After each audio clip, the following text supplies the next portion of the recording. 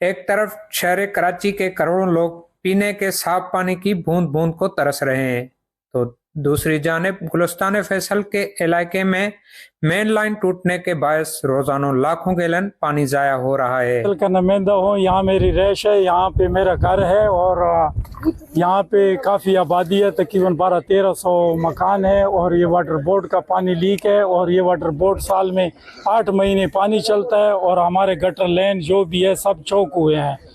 इलाके के गली मोहल्लों में पानी तालाबों की सूरत में जमा रहने से शहरियों को सख्त मुश्किलात का सामना है। तकरीबन साल से तो ये मसले चल रहे हैं। हमने 2-3 बार एप्लीकेशन भी दी है, वाटर बोर्ड वाले एक्शन नहीं उठा रहे। कराची में पीने के लिए पानी नहीं होता है, लोग 18,000-20,000 के कंटेनर मंगवा के पानी के लिए, वो भी नखरे दिखा के, मगर यहाँ पानी ऐसी समंदर की तरह बिकने वाला है, वाटर वाले को एक्शन नहीं उठा रहे।